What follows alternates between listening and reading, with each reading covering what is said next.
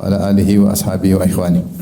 Para hadirin hadirat, Bapak Ibu yang dirahmati Allah Subhanahu wa taala, kita masih membahas tentang doa-doa terkait dengan salat.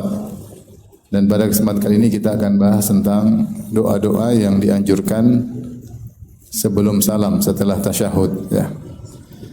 Sebelumnya kita ingin ingatkan bahwasanya di antara ibadah yang teragung adalah ibadah doa, ya. Ibadah doa adalah ibadah yang sangat agung, ya. Oleh karenanya Rasulullah SAW bersabda, "Ad-du'a huwal ibadah." Doa itulah ibadah.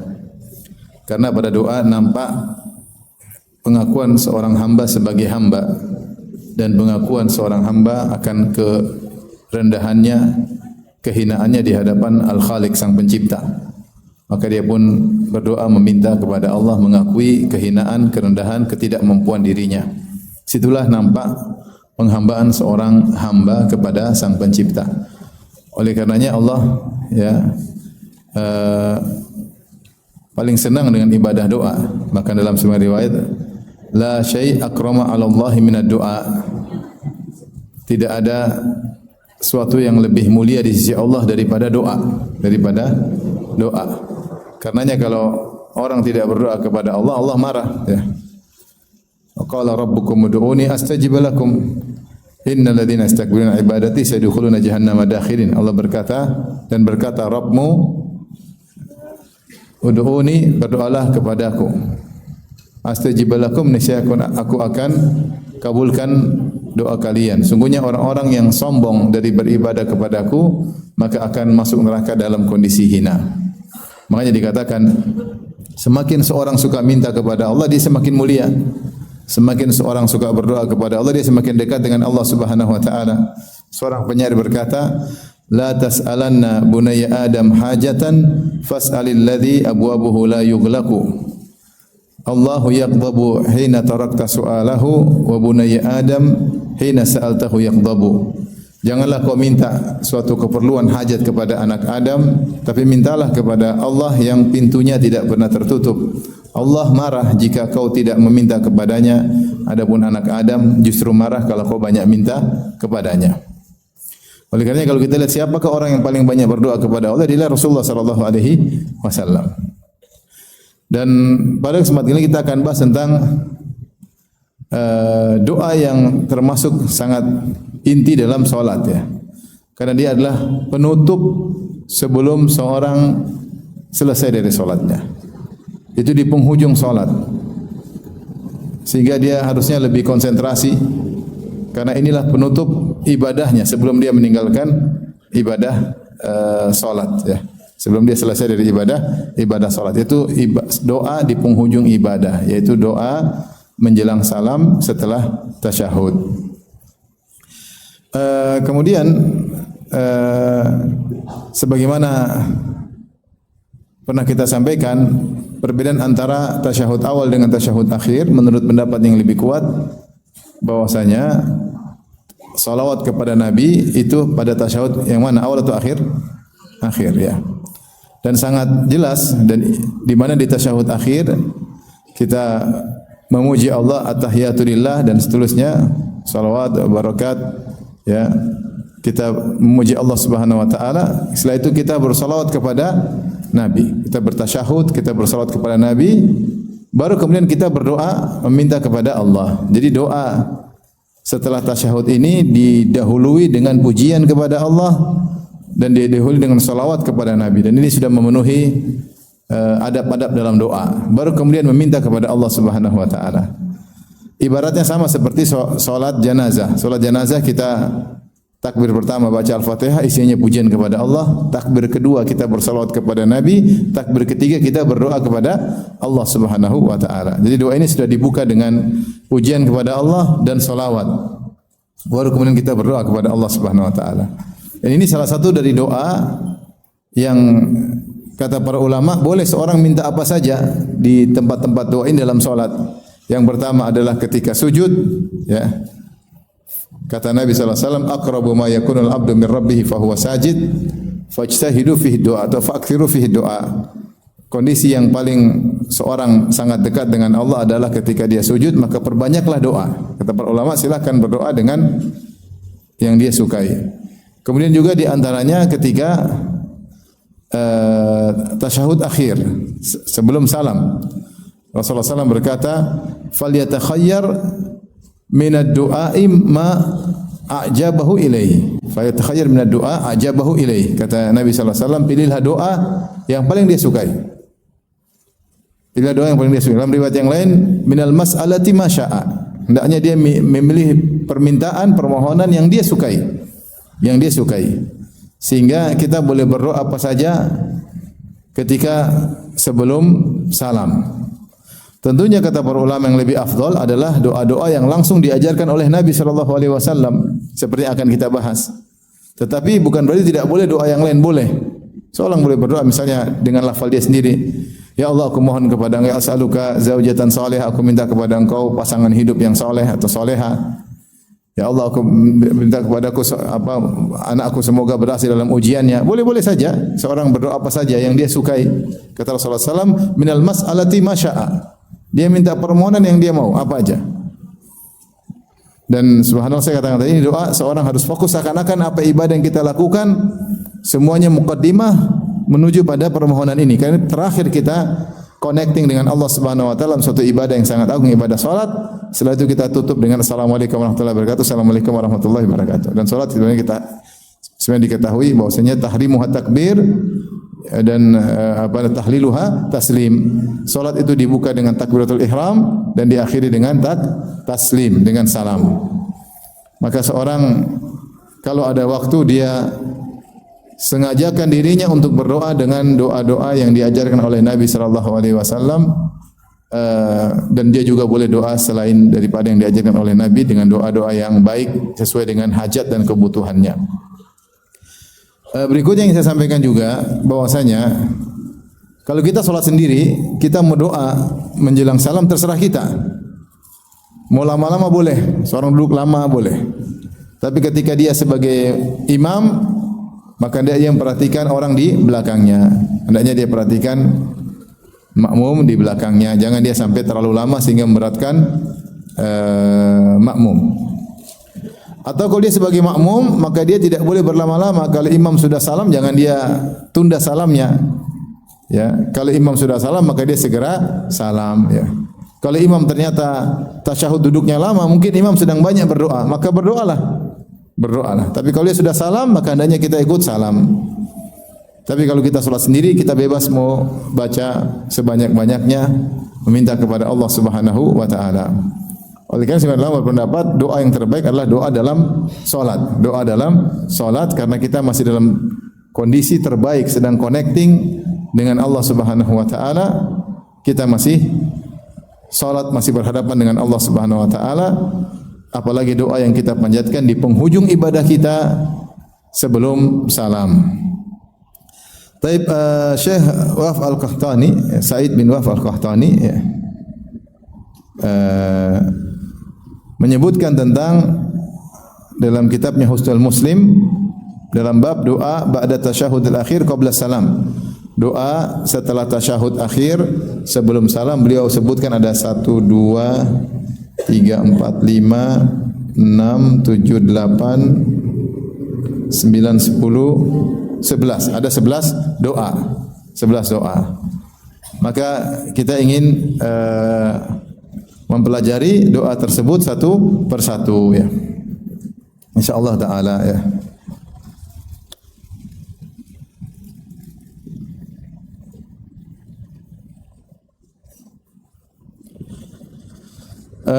Yang pertama adalah hadis dari Abu Hurairah radhiyallahu taala anhu ya. Kata Abu Hurairah, kana Rasulullah sallallahu alaihi wasallam yad'u wa yaqul, Rasulullah sallallahu berdoa dan beliau dalam doanya beliau berkata, Allahumma inni a'udzubika min adzabil qabr. Ya Allah, aku berlindung kepada Engkau dari azab kubur. Wa min adzabin nar, dan aku berlindung kepada Engkau dari azab neraka jahanam. Wa fitnatil mahya wal mamat, dan aku berlindung kepada Engkau dari fitnah kehidupan dan fitnah kematian. Wa fitnatil masjid dajjal, dan aku berlindung kepada Engkau dari fitnah Dajjal, ya. Dalam sebagian riwayat, ya, hadis ini riwayat Bukhari dan Muslim.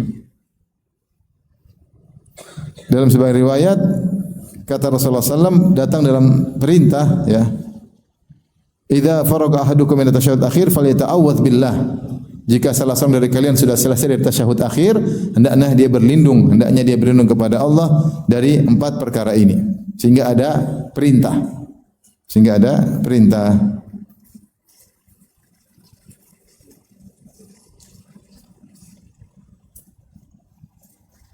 Demikian juga dalam sebagian riwayat dalam hadis Ibnu Abbas radhiyallahu ta'ala anhuma, juga dalam sahihain, sahih Bukhari, sahih Muslim, anna Nabi sallallahu alaihi wasallam kana yu'allimuhum hadzal du'a kama yu'allimu surah minal Qur'an. Rasulullah sallallahu mengajarkan doa ini seperti mengajarkan Al-Qur'an, surat dalam Al-Qur'an itu Rasulullah mengajarkan dengan perhatian sebagaimana mengajarkan apa Al-Qur'an.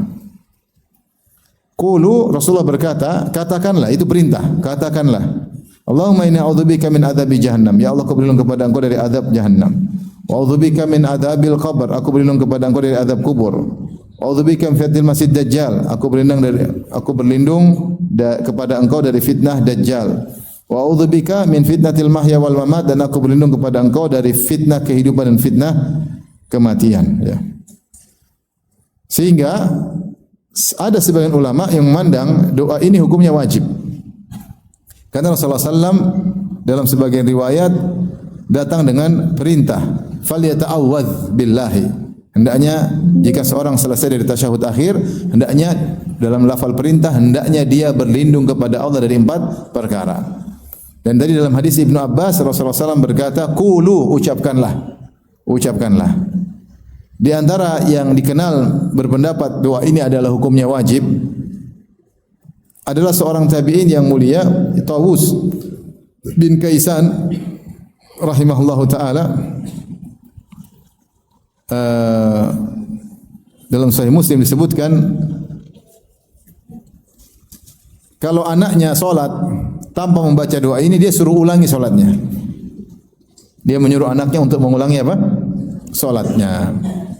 Zahirnya dia menganggap bahwasanya doa ini hukumnya wajib, sehingga anaknya disuruh ulangi salat. Ada yang mengatakan mungkin maksud beliau adalah untuk mendidik supaya anaknya tidak meninggalkan doa ini. Ala kulli hal, apakah beliau menganggap wajib atau untuk didikan yang keras, intinya beliau sangat menganggap bahwasanya doa ini sangat penting. Sampai saking pentingnya tadi Rasulullah SAW mengajarkannya seakan-akan mengajarkan surat dari Al-Quran. Ya. Jadi ini doa adalah minta perlindungan dari 4 perkara. Minta perlindungan dari 4 perkara. Ibu sudah hafal belum? Sudah, ya? Pertama, Allahumma inni a'udzubika min adzabi jahannam. Allahumma inni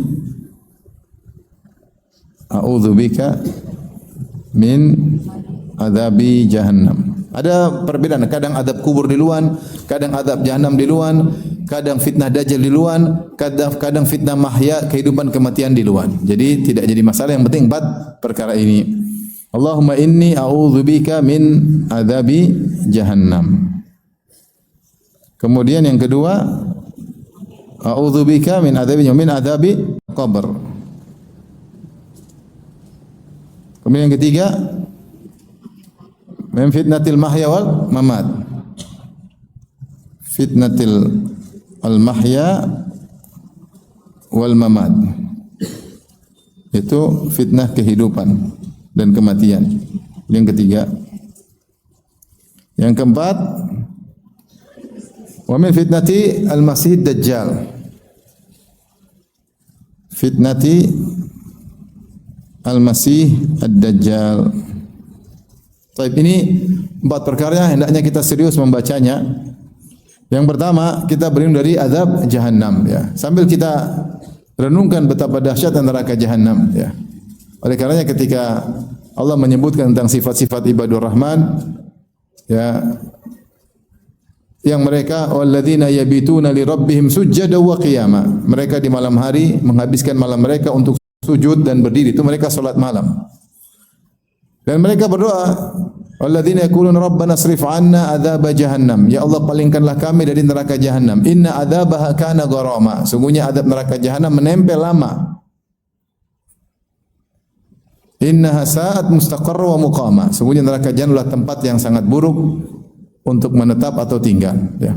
Jadi kita tahu bahwa neraka jahannam, ya, siapa yang masuk ke dalamnya faqad akhzaita, sungguh engkau telah menghinakannya ya Allah Subhanahu wa taala. Makanya sukses yang sesungguhnya adalah selamat dari neraka jahannam. Faman zuhziha 'anil nar wa udkhilal jannata faqad faz. Siapa yang diselamatkan dari neraka dan dimasukkan surga, maka dialah yang menang. Dialah yang menang. Itulah kemenangan yang hakiki, kesuksesan yang hakiki, bisa selamat dari neraka jahannam. Oleh karena di antara doa yang paling sering dibaca oleh Nabi, Allahumma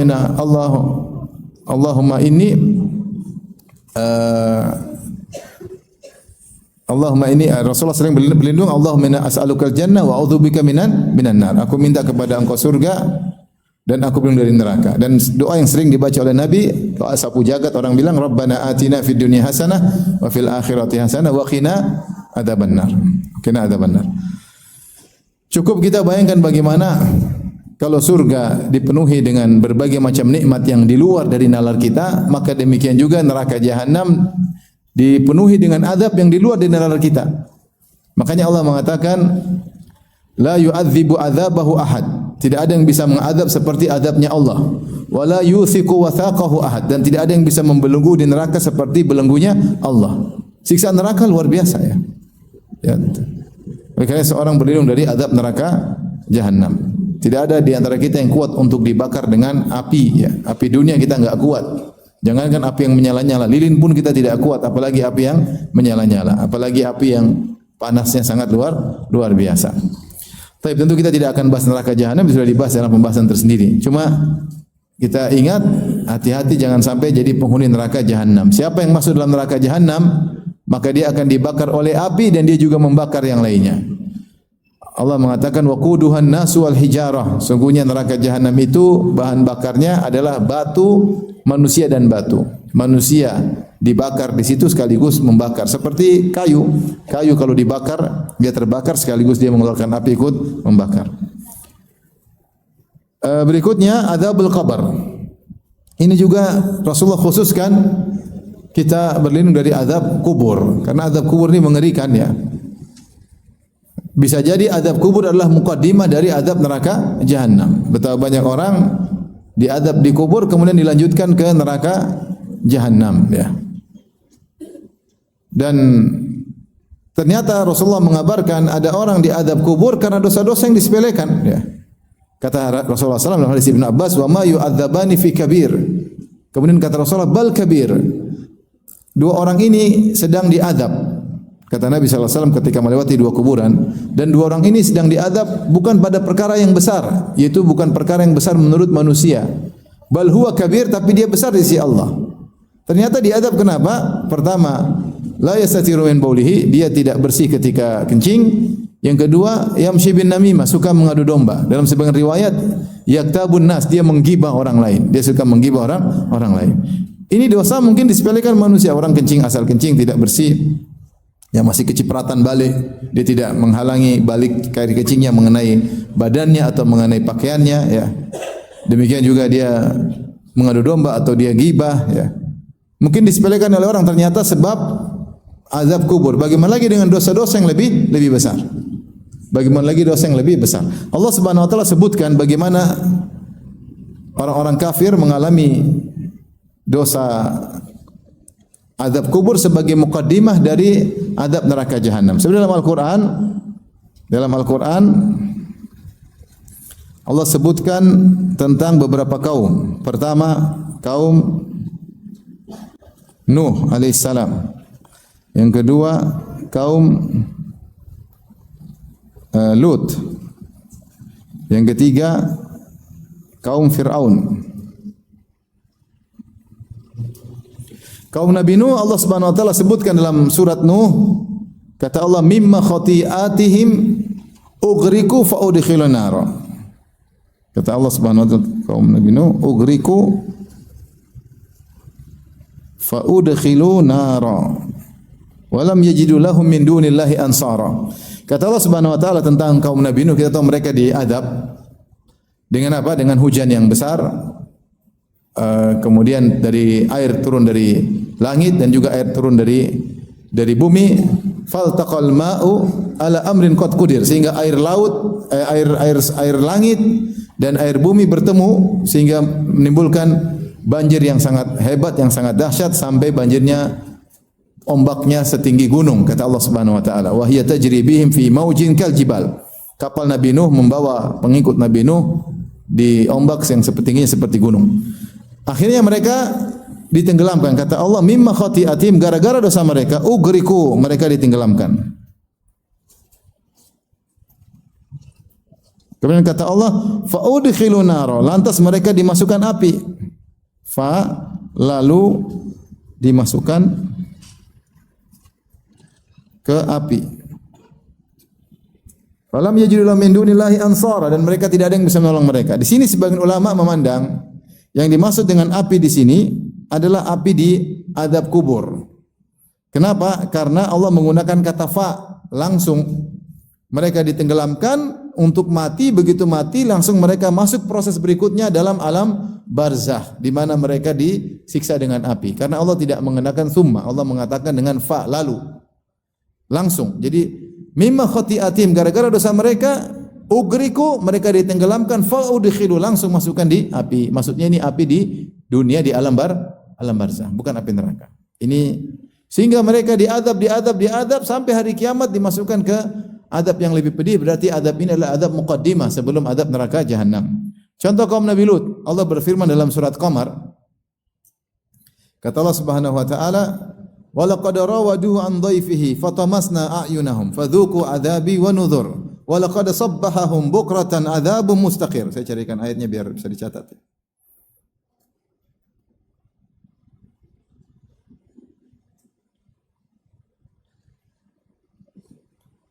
Dalam surat Al-Qamar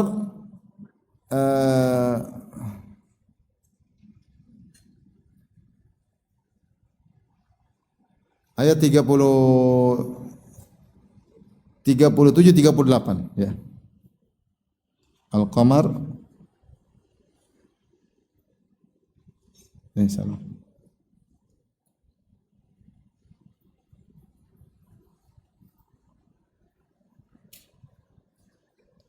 Sampai 38.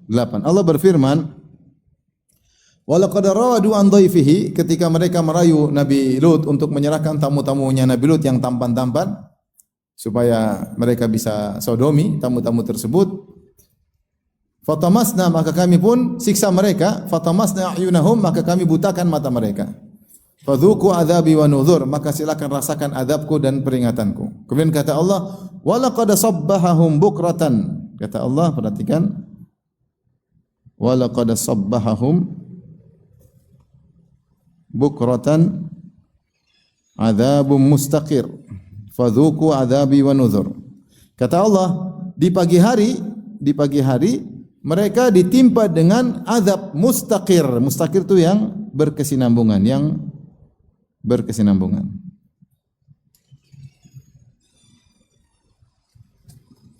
Ini jadi mereka sekarang sedang diazab. Sejak zaman dahulu mereka mengalami azab karena Allah mendatangkan dengan isim fa'il mustaqir, yaitu senantiasa, yang kontinu.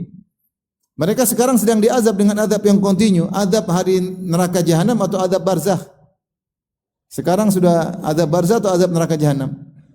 Barzakh, karena neraka jahanam nanti setelah hari kiamat. Jadi mereka sedang diazab sekarang. Makanya dalam suatu hadis Rasulullah SAW mengatakan, bainama rajulun yamshi wa alaihi hullatani, ada seorang berjalan, dia pakai dua gaunnya yang indah, dia sombong. Kemudian idh khasafa bihil ard, tiba-tiba Allah benamkan dia di bumi, wa huwa yatajaljalu fiha ila yaumil qiyamah, maka Allah goyangkan dia di alam barzah, dalam bumi sampai hari kiamat, Jadi terkadang azab itu merupakan mukaddimah. Jadi siapa yang dapat azab kubur, ngeri. Dapat azab kubur, maka yang setelahnya lebih dahsyat. Makanya Utsman bin Affan kalau datang ziarah kubur dia menangis. Ya. Dia menyebutkan hadis Rasulullah sallam, "Inna al-qabr awwalu manzila min manazilil akhirah."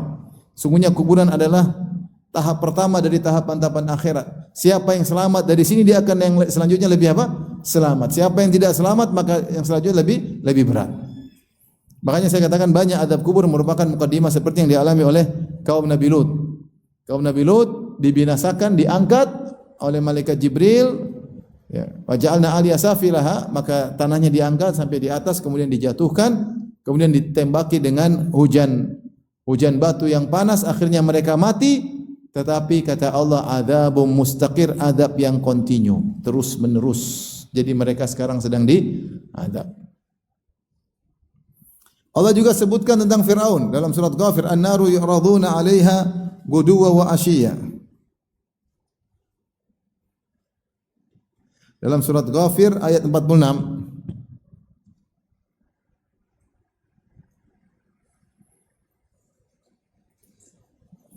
Kata Allah, an-naru yu'raduna guduwa wa 'ashiyya. An-naru yu'raduna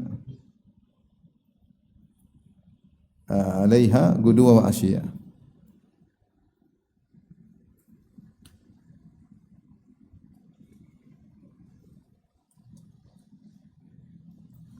Wa yauma taqumus sa'ah adkhilu ala fir'auna asyaddal adzab.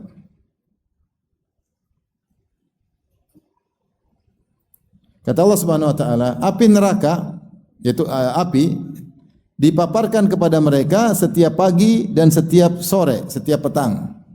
Wa yauma taqumus sa'a, nanti hari kiamat, masukkanlah adkhilu ala fir'auna asyaddal adzab, masukkanlah Fir'aun dan pengikutnya kepada adab yang lebih pedih. Di sini Allah bagi adab menjadi dua.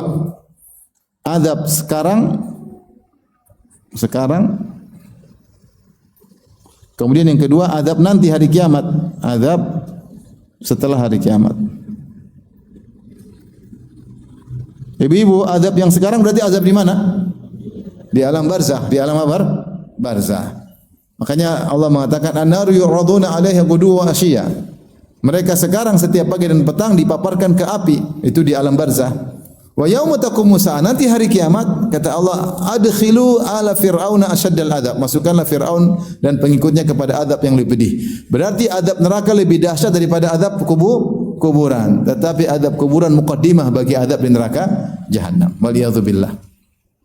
Fir'aun jasadnya selamat. Allah sebut dalam Al-Quran, al-yawma nunajjika bi badinika litakuna liman khalfaka ayah. Hari ini aku selamatkan jasadmu, kami selamatkan jasadmu sebagai pelajaran bagi orang-orang setelahmu. Sengaja jasad Fir'aun diselamatkan oleh Allah agar orang tahu Fir'aun sudah tewas. Kalau enggak nanti mereka menyangka Fir'aun lagi jalan-jalan sama Nyi Roro Kidul. Makanya ditunjukkan biar dia udah mati. Tetapi meskipun jasadnya utuh, dibalsem, dimumi, dia sedang diadab di alam barzah. Sebagaimana Allah bicara, dia sedang diadab. Dan diadab terus menerus setiap pagi dan petang.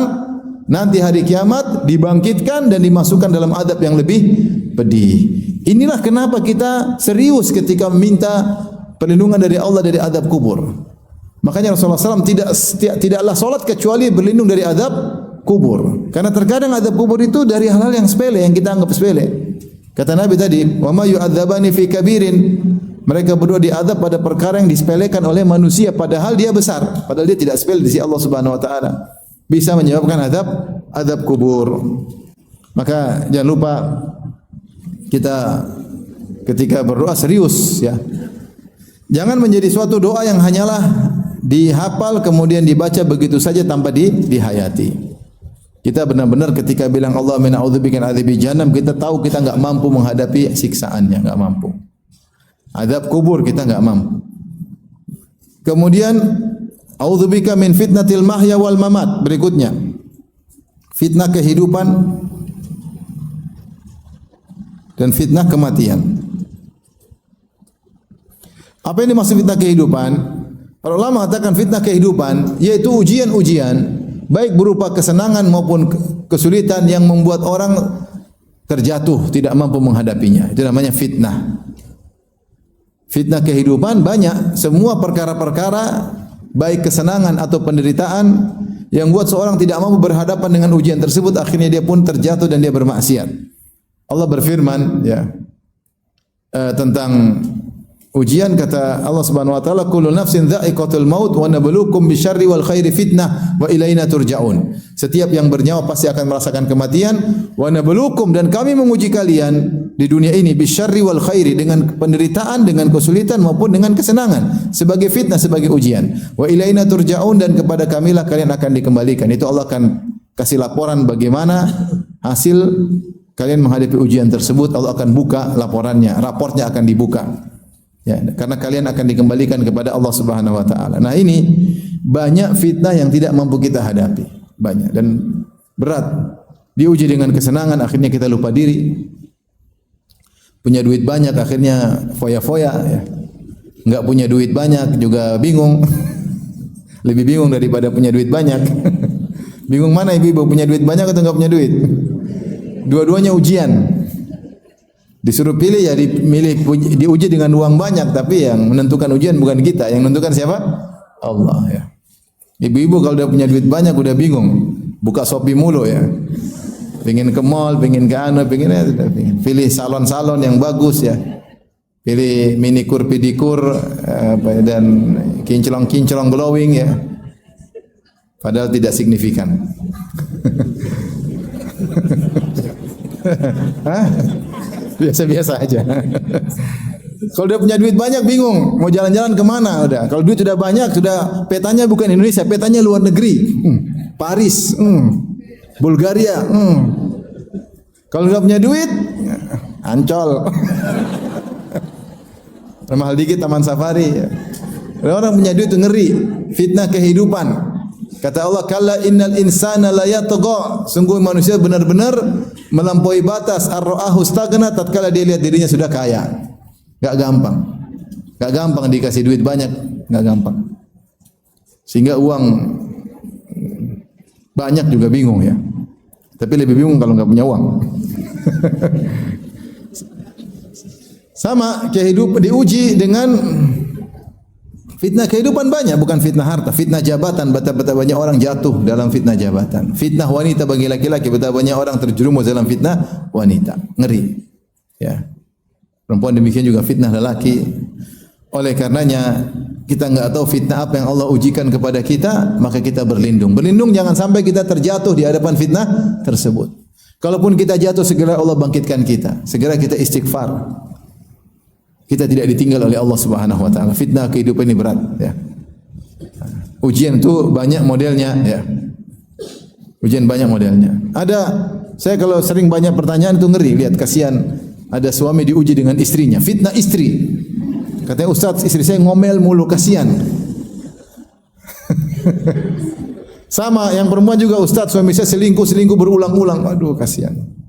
Fitnah. Kalau dia tidak minta tolong sama Allah, dia akan terjatuh, tidak mampu menghadapi fitnah-fitnah tersebut. Maka serius ketika kita mengatakan wa a'udzubika min fitnatil mahya.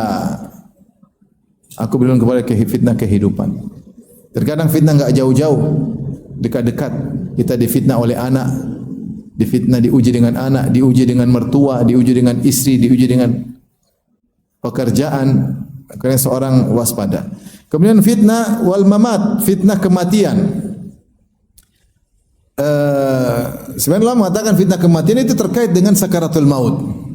Sakaratul maut. Yaitu agar kita bisa meninggal dalam kondisi husnul khatimah.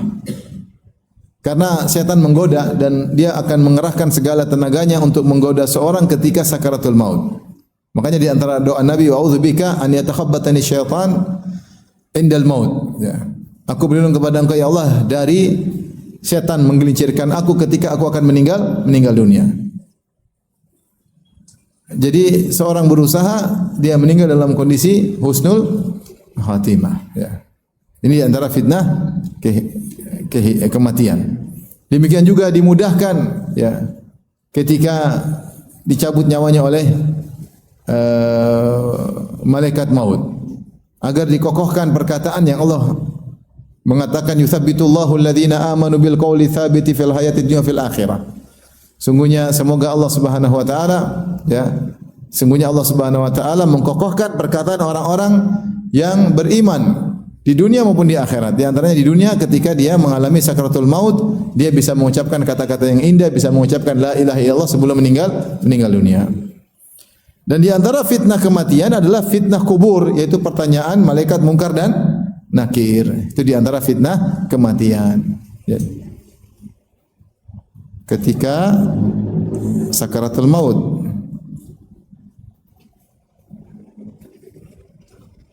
ketika pertanyaan mungkar dan nakir.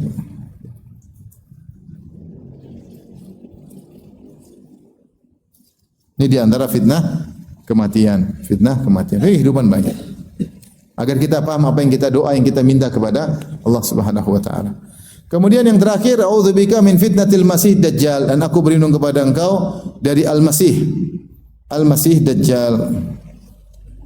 Dajjal maknanya pendusta besar. Dari dajjal artinya dusta. Dajjal tukang dusta. Al-Masih, kenapa dikatakan Masih? Khilaf di kalangan para ulama kenapa Dajjal dikatakan Al-Masih. Karena Al-Masih ada dua. Ada Al-Masih Isa, ada Al-Masih Dajjal. Dan kedua Al-Masih ini akan bertemu di akhir zaman. Satunya Masihul Huda, Al-Masih pembawa kebenaran. Satunya Masihud Dhalalah, Al-Masih pembawa kesesatan, Dajjal. Dan Dajjal akan dibunuh, Al-Masih Dajjal akan dibunuh oleh Al-Masih Isa alaihissalam. Adapun Al-Masih Isa alaihissalam disebut Al-Masih, ada yang mengatakan karena beliau kalau mengusap orang maka akan sembuh. Dia mengusap, Al-Masih yaitu mengusap, masaha, dia mengusap orang buta bisa melihat, dia mengusap orang terkena penyakit baros atau penyakit kusta bisa sembuh dengan mukjizat yang Allah berikan kepada Nabi Isa alaihissalam. Ada pendapat yang lain juga. Adapun Dajjal disebut Al-Masih, ada yang mengatakan dari Al-Mamsuh, yaitu matanya satunya buta, yang satunya hanya melihat dengan sedikit, yaitu a'war ainil yumna. Ya, kata Nabi SAW, inna rabbakum laisa bi'a'war, sungguhnya Rabb kalian tidaklah buta sebelah. Wa inna dajjal a'waru al-ainil yumna. Ya, sungguhnya adapun Dajjal maka mata kanannya buta, yaitu mamsuh, seakan-akan tertutup. Tidak ada apa? Tidak ada kelopaknya. Jadi seakan-akan apa? Tertutup. Makanya disebut dengan Al-Masih. Yaitu mamsuh, yang matanya dihilangkan. Ada yang mengatakan Al-Masih karena dia yamsa fil ard, yaitu dia berjalan dengan cepat di atas muka bumi, kemana-mana dia berjalan. Dan Rasulullah mengatakan laisa min baladin illa sata'ud dajjal illa Makkah wal Madinah. Tidak ada satu negeri kecuali akan didatangi oleh Dajjal kecuali Makkah dan Madinah. Ya. Jadi Jakarta pasti dilewati. Apalagi Bekasi. Jadi semua daerah akan datangi Dajjal. Nah, kita disuruh berlindung kepada Dajjal karena fitnah luar biasa. Kata Ibnu Taimiyah rahimahullah, fitnah Dajjal ada dua model. Fitnah Dajjal dua model. Yang pertama adalah fitnah dari diri Dajjal, dari diri Dajjal di akhir zaman. Yang kedua adalah dari jenis Dajjal. Kalau Dajjal yang asli yang akan muncul akhir zaman belum tentu kita mendapatinya, karena dia hanya muncul di akhir zaman. Kalau dia sudah muncul, dia salah satu dari tanda-tanda besar hari kiamat. Dajjal yang luar biasa. Dan kita fitnahnya sangat luar biasa, tidak ada fitnah yang lebih besar dari Dajjal. Dia ngaku sebagai Tuhan dan dia memiliki kesaktian. Dia bisa menumbuhkan tumbuhan di tanah yang tandus, dia bisa menurunkan hujan, dia bisa menghidupkan yang mati, semua harta dia pegang, kaya raya ya. Saking ngerinya sampai banyak yang terfitnah, terfitnah. Sampai Rasulullah mengatakan siapa yang dengar tentang Dajjal maka menjauh, jangan dekat-dekat. Kalau sok-sok lihat bisa ke bawah, Sampai disebutkan oleh Nabi orang-orang Madinah mengikat perempuan-perempuan mereka khawatir ikut Dajjal. Ada seorang mengikat adik perempuannya, ikat ibunya, ikat tantenya karena ingin ketemu Dajjal. Enggak tahu, mungkin nonton YouTube, nonton apa enggak tahu. Zaman kemudian kita enggak tahu kayak apa. Artinya mereka sudah ada info tentang Dajjal dan mereka tertarik karena saktinya luar biasa. Ya. Dan kita tahu wanita banyak menggunakan perasaan ya. Sehingga mungkin Dajjal mempermainkan perasaan mereka sehingga mereka ingin keluar dari kota Madinah. Jadi Dajjal masuk Madinah enggak bisa. Akhirnya dia bermarkas di luar kota Madinah. Dia menyebarkan info sehingga penduduk kota Madinah keluar, munafik semua keluar. Wanita-wanita solehah juga ada yang mau keluar, maka Laki-lakinya ngikat mereka supaya enggak keluar karena bahaya. Mereka tahu bahayanya Dajjal. Sementara ibunya, adik perempuannya, istrinya pingin ketemu Dajjal. Menunjukkan fitnahnya luar biasa. Dan mungkin kita wallahu alam apakah ketemu dengan dia atau tidak. Mungkin tidak, bisa jadi tidak, bisa jadi ketemu. Kita enggak tahu hari kiamat kapan. Tetapi yang perlu kita khawatirkan adalah jenis kedua, yaitu jenis Dajjal. Jenis Dajjal maksudnya bukan Dajjal tapi yang semisal Dajjal. Kita bilang Dajjal-Dajjal kecil. Dajjal-dajjal kecil seperti orang yang ngaku bisa gini, bisa gitu, ya, sakti. Ini banyak orang yang sudah jatuh rusak akidahnya gara-gara orang seperti ini. Ya. Dukun-dukun, orang percaya sama dukun. Dulu di India ada namanya Sai Baba, ya enggak? Sai Baba itu sampai dibuat buku apakah dia Dajjal atau bukan. Ya, maksudnya banyak orang terfitnah dengan kesaktian-kesaktian zaman sekarang ya. Hati itu lemah ya. Dan dukun sangat banyak. Dukun-dukun salah satu dari jenis-jenis Dajjal ya. Dajjal-dajjal kecil. Kalau dukun-dukun saja banyak orang berjatuhan. Tertipu oleh dukun-dukun, akhirnya menjual agamanya demi kepentingan duniawi ya. Banyak sekali ya. Apalagi kalau muncul Dajjal yang asli. Banyak orang pingin kaya, ambil jalan pintas pergi ke dukun. Banyak orang pingin jabatan tinggi atau mengalahkan saingan, cari jalan pintas pergi ke mana ke dukun. Banyak yang pingin istri cantik, maka pergi ke dukun. Dukunnya istrinya jelek.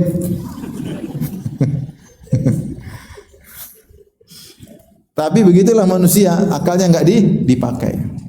Akalnya enggak dipakai. Mau kaya pergi ke dukun, dukunnya miskin. Kalau dia kaya dia ngapain jadi dukun? Dia miskin. Makanya dia. Tapi orang pengin kaya, dan akhirnya syarat-syaratnya biasanya aneh-aneh. Dan dukun itu pasti punya sedikit kesaktian, dengan bantuan syaitan membuat orang akhirnya tunduk kepadanya. Maksud Ibn Taimiyah ingin menjelaskan ya.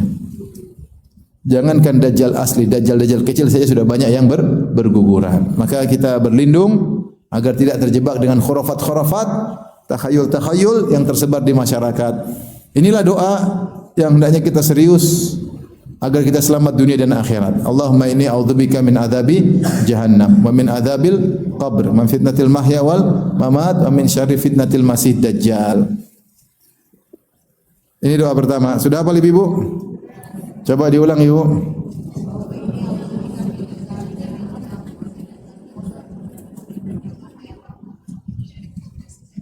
Jazakallahu khairan. Jazakunallahu khairan. Tapi kita lanjut ke doa kedua. Doa kedua. Ini sudah Ibu ya? Doa kedua. Doa yang diajarkan Nabi sallallahu alaihi wasallam kepada Abu Bakar radhiyallahu anhu, Bakar As-Siddiq radhiyallahu taala anhu. Baik. Hadis kedua, annahu qala lin nabi, Abu Bakar berkata kepada Nabi, Abu Bakar bicara sama Nabi, dia berkata, "Alimni du'aan ad'uhu bihi fi salati." Kata Abu Bakar As-Siddiq, kata dia, Rasulullah, kata dia, "Alimni du'aan ad'uhu bihi fi salati." Ya Rasulullah, ajarkan aku doa untuk aku baca dalam solat.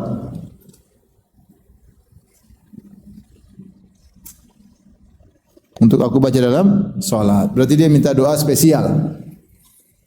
Dan doa-doa Nabi berkah, dan yang lafal-lafal yang diajarkan Nabi lafal-lafal pilihan. Dan itu sahabat sering minta doa kepada Nabi. Padahal para sahabat ahli bahasa Arab, ya enggak? Ahli bahasa Arab, tapi mereka minta doa dari Nabi karena Nabi pasti memiliki lafal yang terbaik. Sebagaimana Aisyah radhiyallahu taala anha bertanya kepada Nabi, "Ya Rasulullah, in alimtu anna al-laila lailatul qadar, madza aqulu fiha?"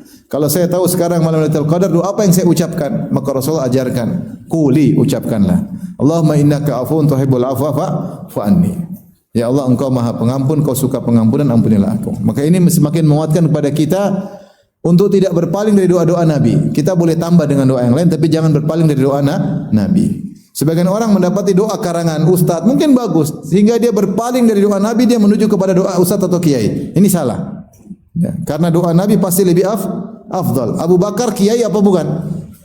Abu Bakar super kiai radhiyallahu anhu, tapi dia sendiri minta ajar doa dari siapa? Nabi sallallahu alaihi wasallam. Maka tidak benar kalau kita memilih doa ajaran kiai ustaz kemudian kita melupakan doa Nabi. Salah. Kita berusaha menghafalkan doa-doa Nabi. Kalau kita mau tambah dengan doa kita sendiri, ada keperluan boleh-boleh saja, tidak ada yang melarang. Selama itu tanah boleh berdoa dengan doa yang benar lafalnya dan tidak ada sikap berlebihan atau melampaui batas. Jadi Abu Bakar minta doa dalam salat. Ya. Di sini tidak spesifik disebutkan saya akan baca ketika sebelum salam, enggak. Oleh karena sebagian ulama membawakan doa ini sebelum salam, ada yang bawa doa ini ketika sujud. Dua-duanya boleh dibaca. Doa ini boleh dibaca ketika apa? Ketika sujud atau sebelum apa? Salam. Karena hanya dalam salat. Dalam salat, yaitu bisa ketika sujud atau bisa sebelum salam. Sebelum salam. Maka Rasulullah berkata, "Kul," katakanlah. Doanya, Allahumma inni zalamtu nafsi zulman katsira.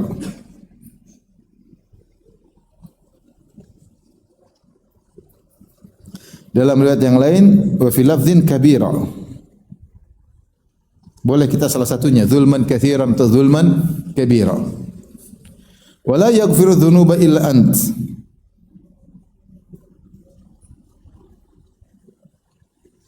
Illa ant. Faghfirli maghfiratan min indik. Ya. Faghfirli maghfiratan min indik. Warhamni innaka antal ghafurur rahim. Warhamni innaka antal ghafurur rahim. Baik. Kita terjemahkan, ya Allah, sungguhnya aku menzalimi diriku sendiri. Aku menzalimi diriku sendiri. Zulman katsira, dengan kezaliman yang banyak.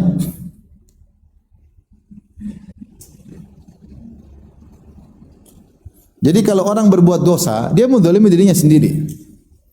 Yang rugi dirinya sendiri. Makanya ketika Allah menyebut tentang para pelaku dosa besar, kata Allah Subhanahu wa taala, "Qul ya ibadiyalladzina asrafu ala anfusihim."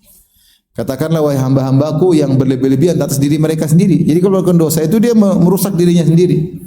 Dia merugikan dirinya sendiri, maka dikatakan dia menzalimi dirinya sendiri. Benar dia mungkin zalimi orang, tapi ketika menzalimi orang, yang paling dia zalimi dirinya sendiri. Dia yang rugi. Dia yang rusak, dia yang hancur. Maka orang tahu kalau dia berdosa dia sedang merusak dirinya sendiri. Ya Allah, aku berlindung, aku telah menzalimi diriku sendiri dengan kezaliman yang banyak, yaitu banyak melakukan dosa. Wala yaghfiru dzunuba illa an, tidak ada yang maafkan kecuali Engkau.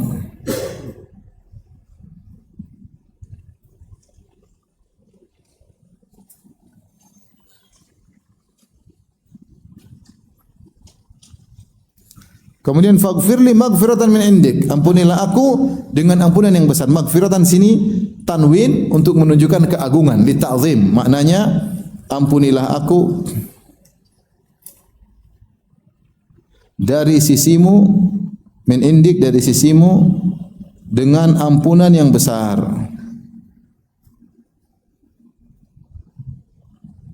Warhamni, dan rahmatilah aku, sayangilah aku. Yaitu sayangilah aku, jangan kau adab aku, ampuni aku. Innaka antal ghafurur rahim, sungguhnya Engkau Maha Pengampun lagi Maha Penyayang.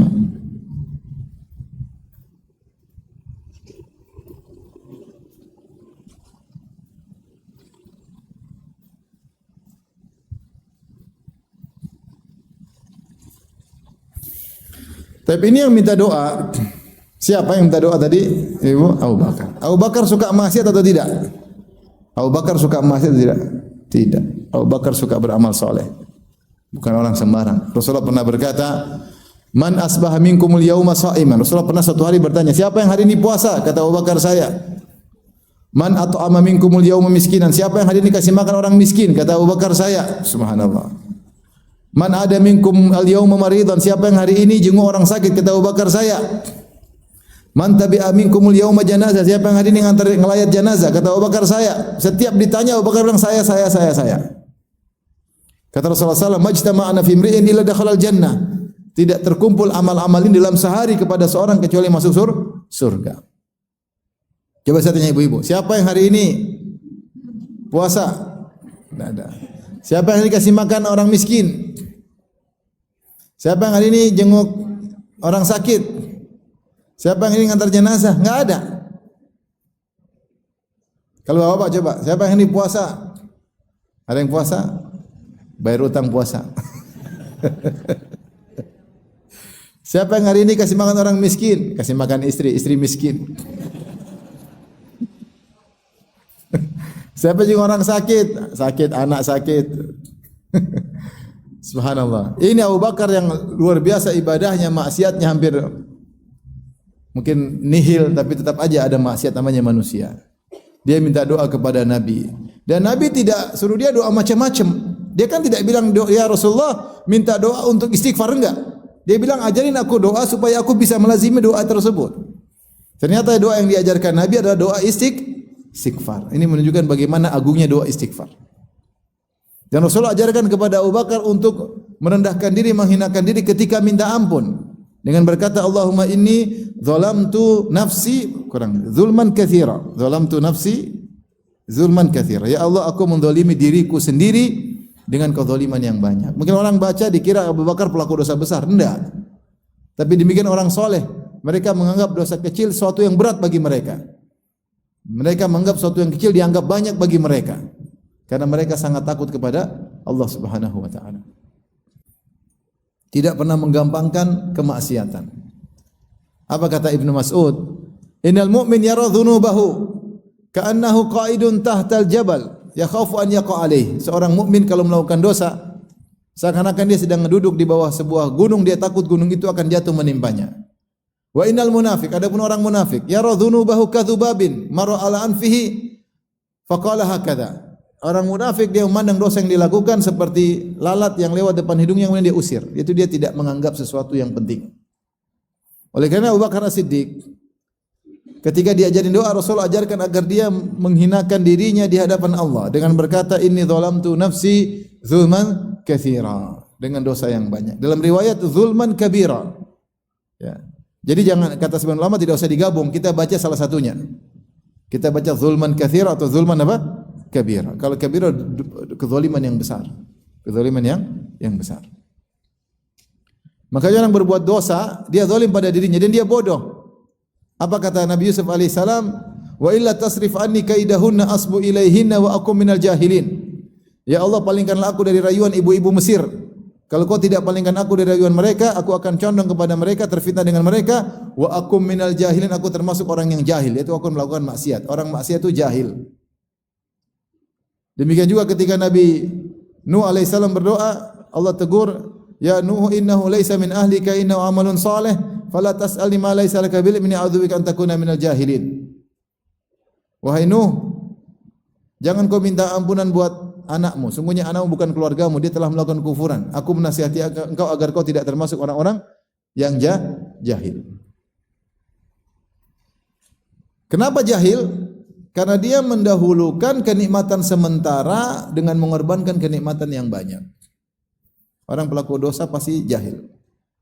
Bukan jahil tidak tahu hukum, tidak, tapi dia bodoh karena dia telah menzalimi dirinya sendiri. Dan kita semua seperti itu. Kalau kita lagi maksiat berarti kita zalim sama diri kita. Harusnya mungkin kita dapat kenikmatan lebih banyak, kalaupun masuk surga jadi sedikit gara-gara kita menyenangkan hawa nafsu kita. Atau kita mengorbankan sebagian karena ingin dapat kenikmatan saat, kita mengorbankan kenikmatan yang besar dan abadi. Itu adalah orang yang jahil. Orang jahil adalah mendahulukan sedikit meninggalkan yang banyak. Itu orang jahil. Namun demikianlah kita manusia, kita benar-benar fokus kepada yang di depan mata kita. Adapun yang gaib dari pandangan kita terkadang kita lupa. Sehingga kita memilih untuk melanggar perintah Allah Subhanahu wa taala. Maka Abu Bakar diajarin untuk berkata, Allahumma inni zalamtu nafsi zulman katsira, atau zulman apa? Kabira. Kalau katsira banyak, kabir maksudnya besar. Kemudian mengakui wala yaghfiru dzunuba illa ant, dan tidak ada bisa mengampuni dosa-dosa kecuali Engkau. Dan dalam Al-Qur'an dalam surat Ali Imran, wa may yaghfiru dzunuba illa Allah, dan siapa yang bisa mengampuni dosa kecuali siapa? Allah. Siapa yang bisa memaafkan seperti Allah? Tidak ada. Ibu saja belum tentu bisa maafkan anaknya. Betapa banyak orang menyakiti hati ibunya, kemudian dia minta maaf, ibunya tidak memaafkannya. Ibunya tidak menganggap dia sebagai anak, padahal dia lahir dari perut ibunya. Tapi Allah Subhanahu wa taala, seorang melakukan dosa sebesar apapun, sebanyak apapun, berulang-ulang, tapi kalau dia kembali kepada Allah, Allah ampuni atau tidak? Siapa yang bisa memaafkan seperti Allah? Siapa yang bisa? Tidak ada yang bisa memaafkan seperti Allah. Ibu kita sendiri tidak bisa. Sekarang kadang-kadang seorang anak ngemis-ngemis minta maaf sama ibunya. Ibunya cuekin. Tapi kalau Allah Subhanahu wa taala, siapa yang bisa memaafkan seperti Allah? Enggak ada. Wa may yaghfiru dzunuba illa Allah. Sebesar apapun dosamu, sebanyak apapun dosamu, seluas langit, seluas apapun dosamu, setinggi langit dosamu, sepenuh bumi dosamu, Allah bisa memaafkan. Kata Abu Nawas berkata, Ya Rabbi in alimtu in azumat dzunubi kasratan falaqad alimtu bi anna afwaka azamu. Ya Allah, kalaupun dosaku sangat banyak, aku tahu ampunanmu lebih luas daripada dosa-dosaku.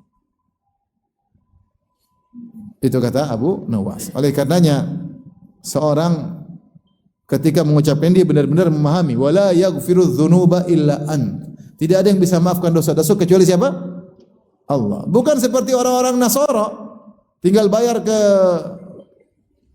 rahibnya, kemudian bayar duit, kemudian dosa diampuni. Enggak bisa. Enggak bisa. Pengakuan. Saya mengaku apa? Saya telah bunuh anakmu. Kira-kira pendetanya marah enggak?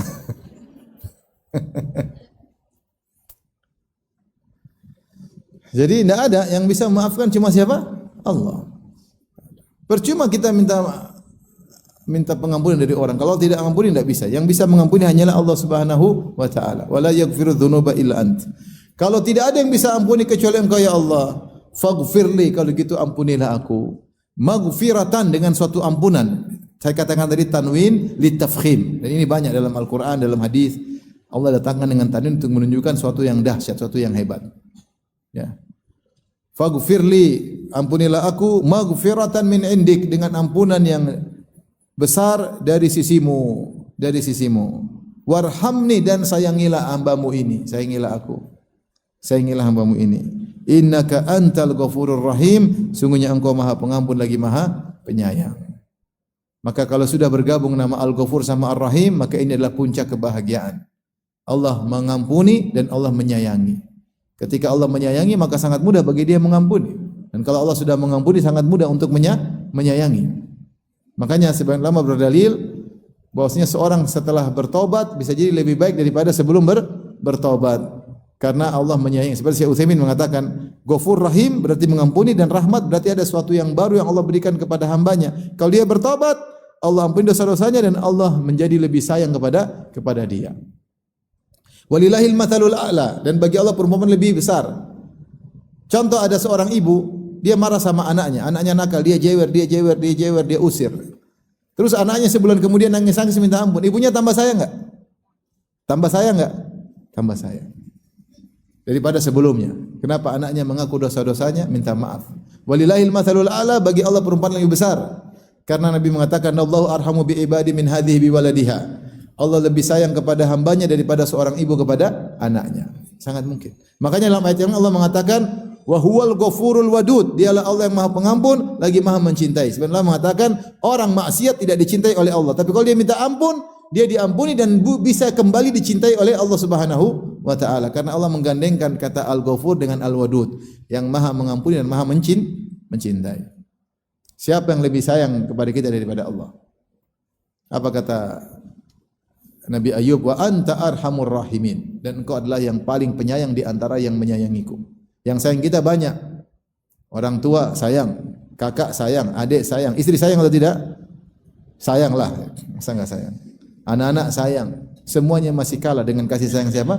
Allah. Coba ibu. Anak sayang sama ibu enggak? Wallahu alam, belum tentu. Ada anak enggak sayang sama ibunya, apalagi ibu ngomel mulu ya. Suami lebih wallahu alam lagi. Belum tentu sayang. Belum tentu sayang. Kalau sayang pun sekali-sekali. Lagi ada maunya sayang, lagi enggak ada maunya enggak sayang. Wallahu alam. Perhatian, siapa yang lebih perhatian sama hambanya? Allah. Sang pencipta lebih perhatian kepada yang diciptakannya. Dia lebih tahu. Yang lebih tahu isi hati kita siapa? Suami atau Allah? Allah. Yang lebih tahu semua kegiatan kita, suami atau Allah? Allah yang lebih tahu. Allah lebih tahu. Dia lebih sayang. Maka seorang kalau minta ampun dia husnudzon bahwasanya Allah Maha Penyayang. Allah Maha Penyayang. Maka dia berdoa dengan doa ini dengan serius, dengan menundukkan diri, menghinakan diri, ya. Dan berharap rahmat Allah, maka insyaallah diampuni oleh Allah Subhanahu wa taala. Baik, demikian dulu ibu-ibu yang dirahmati Allah Subhanahu wa taala. Kita masih masih ada doa-doa yang lain, insyaallah kita lanjutkan pada kesempatan yang lain. Kalau ada yang bertanya saya persilahkan. Wallahu taala alam bisawab.